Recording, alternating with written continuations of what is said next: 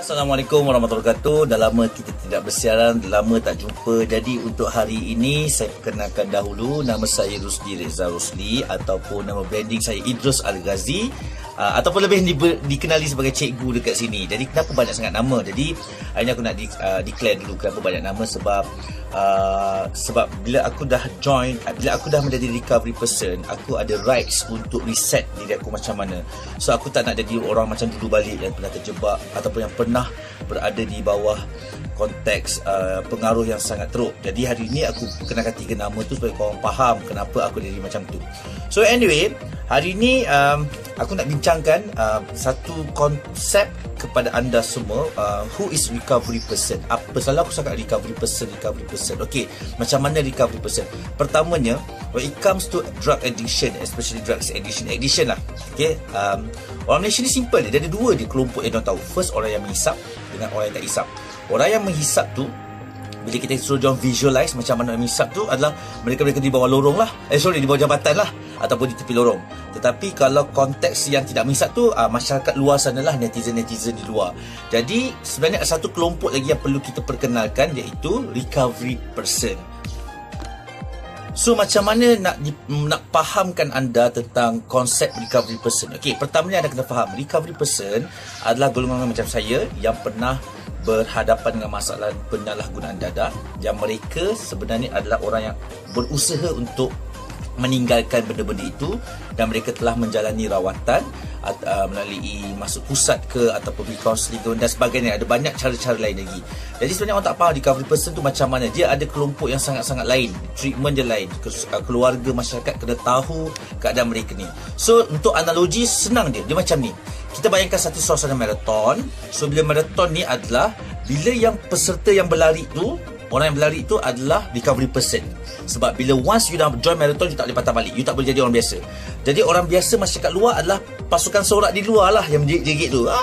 Tu everything tu, everyone yang dekat luar tu adalah masyarakat luar. Jadi recovery person ni, dia terpaksa berlari menamatkan rawatannya sampai ke penghujung garisan. Okey, kalau 20 km lah. Dan sepanjang larian mereka itu, sekiranya mereka terjatuh, mereka tergelincir, kita panggil relapse. So orang-orang yang berada dalam pemulihan ataupun dalam pemulihan di mana-mana pusat, kita considerkan mereka dalam larian maraton tersebut. Katakanlah mereka jatuh tergelincir, kita panggil dia adalah sebagai relapse. Okey, ataupun mungkin jatuh macam terpleot, kita panggil sleep ataupun lapse. Okey, sebab dia bangun balik dan dia meneruskan larian ni sampailah maraton tu habis. Jadi untuk implement hari ini, maraton tu habis bila? Bila kita mati. Perjuangan ini akan diteruskan sampai kami mati. Okey, jadi itu adalah konsep dari segi recovery person punya rawatan.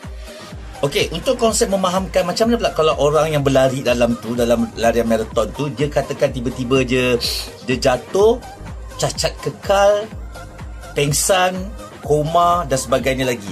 Itu adalah orang yang dalam dunia rawatan kami kita panggil dia jatuh, dia dah hisap, dia balik, dia hisap, dia tak nak kembali kepada fitrahnya. Dia mahu meneruskan dengan dunia addiction dia. Maksudnya dia mahu terus kekal menjadi penagih dadah. So inilah golongan-golongan yang kita kena faham.